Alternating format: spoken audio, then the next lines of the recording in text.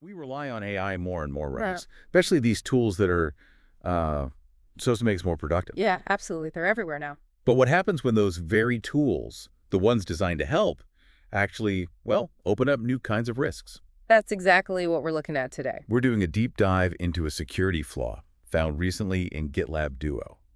It's a popular AI assistant. Lots of developers use it every day. hmm And we'll be unpacking how this AI copilot, which is meant to be helpful, was actually manipulated Manipulated to do what? to potentially expose private source code, even other really sensitive data. It's pretty serious stuff. Okay, so to really get into this, we've got a couple of main sources.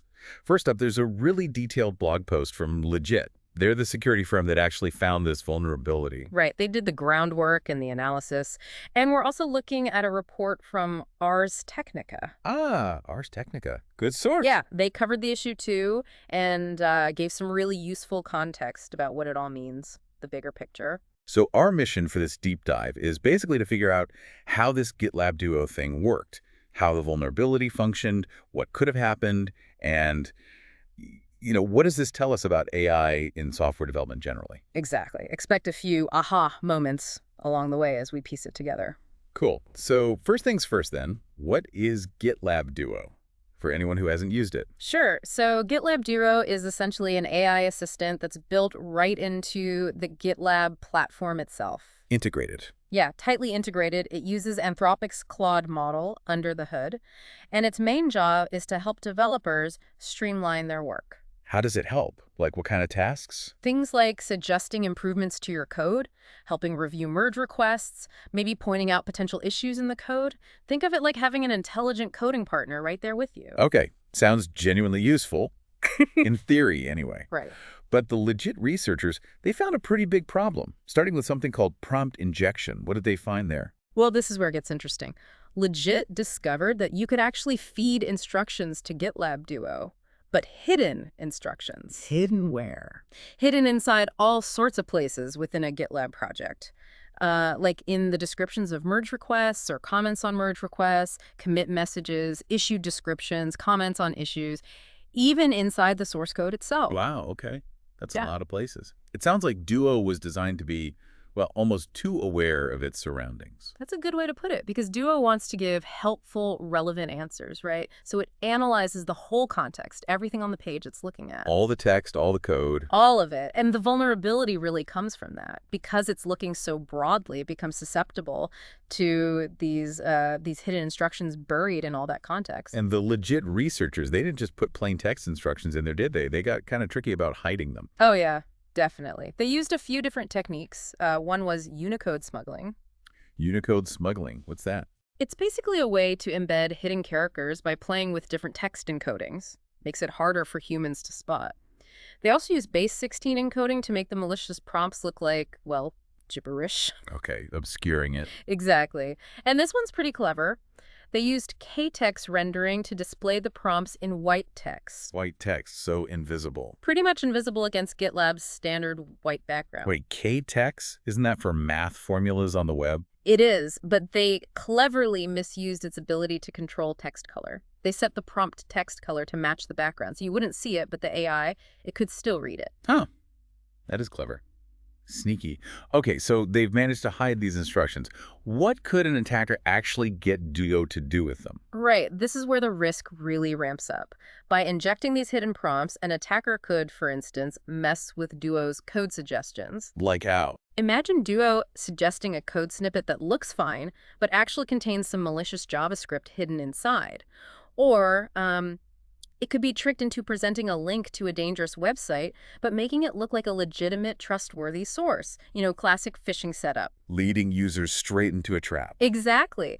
And they even showed it could be convinced to tell a code reviewer that a malicious merge request was perfectly safe to merge, deceiving the human reviewer. So it's not just making Duo say things, it's making it actively participate in harmful actions through its output. Precisely. And that connects to another key finding they had, which involved something called HTML injection based on how Duo showed its responses. Okay, HTML injection, how did that work? So Duo uses Markdown to format its answers, for things like links, headings, making it readable. Standard stuff. Yeah, but the Yeah. researchers noticed something about how it was rendering that Markdown. It seemed to be doing it line by line as the response was being generated, not all at once at the end. Okay, like streaming the output. Kind of, yeah. They suspected it was using asynchronous Markdown parsing. Async parsing. Mm. What's the significance of that in terms of security? Well, think about it like this. If Duo is rendering the HTML version of the Markdown bit by bit as it comes in, Mm-hmm. there might be a tiny window of time where some malicious HTML, if it appears right at the start of a response chunk, gets processed and maybe even acted on by the browser before the full response is there and before any final security checks for cleanup happens. Okay, so even if the final output would have been safe, that intermediate real-time processing created a potential opening. Exactly that. They found that if they could sneak some raw HTML specifically into the label part of a URL link in the Markdown. The text part of the link. Yeah, the clickable text. The browser might interpret that raw HTML before Duo's own sanitization process, like DOM Purify, fully kicked in to clean it up. And were there specific HTML tags they targeted? Yes, they focused on tags like img for images, form for forms, and also a links.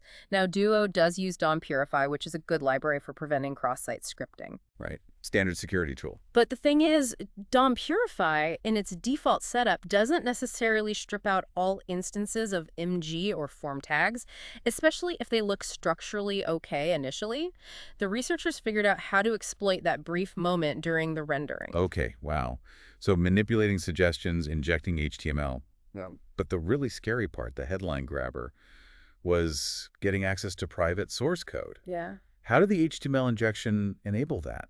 This really comes down to permissions, how Duo operates. It runs with the same access rights as the user who's interacting with it. Makes sense. If I can see a private project, Duo needs to see it too to help me with it. Precisely. So if you, as a developer, have access to private code repos, internal bug trackers, confidential issues, Duo inherits that access. Okay, but how does an attacker outside the company leverage my Duo's access? That's the clever part. The researchers found Duo could be told, via those hidden prompts, to go fetch content from specific merge requests, even private ones. All it needed was the URL, which is pretty predictable. So they combined that with the HTML injection vulnerability, specifically using the MMB tag. They put together a really sophisticated attack chain. All right, walk us through it. How do they actually steal code? Okay, step by step. First, the attacker plants a hidden prompt somewhere public, maybe in the description of a merge request in a public open source project that the victim might look at. Okay, planting the seed. Right. Then the victim, who has access to private code, interacts with Duo. Maybe they ask Duo about that public merge request totally innocently. Triggers the hidden prompt. Exactly. That hidden prompt instructs Duo, go fetch the code changes from this other specific private merge request that the victim has access to. Sneaky. Then, and this is the crucial bit the prompt tells Duo, take that private code, base64, and code it. Base 64, just making it into text. Yeah, turning the binary or complex code into a long string of text characters. And stick that encoded string onto the end of the URL for an MMG tag. Make the SRC attribute of the image tag point to my server, the attacker server, with the encoded code as part of the URL.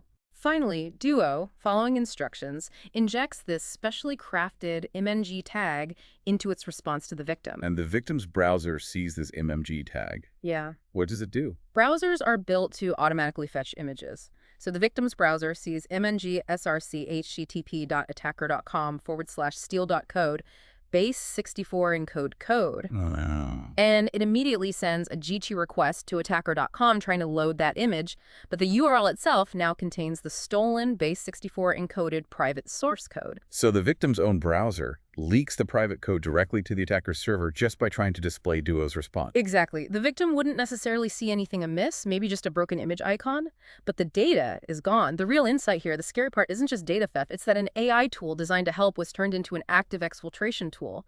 That really changes the game for how we need to think about securing these AI assistants. That is deeply concerning. Yeah. And the legit post, didn't they actually show an example? Leaked iOS code. They did. They showed a screenshot of their server logs receiving a request where the URL clearly contained base64 encoded source code changes from a private iOS project the hypothetical victim was working on. Decode that base64, and you've got the source code. Wow. And it wasn't just source code at risk, right? This technique could grab other sensitive stuff too. Absolutely. Anything Duo could access with the user's permissions was fair game. Project issues are a big one. Think about internal discussions, security disclosures, maybe even details about zero-day vulnerabilities that haven't been fixed or announced yet. Right, because Duo needs to read issue comments to summarize them or whatever. Exactly. So the same method could be used. Prompt Duo to fetch confidential issued data, base64 it, put it in an MAG tag URL, and poof, it's sent to the attacker. The blog post mentioned a really chilling possibility, like, what if a GitLab employee triggered this?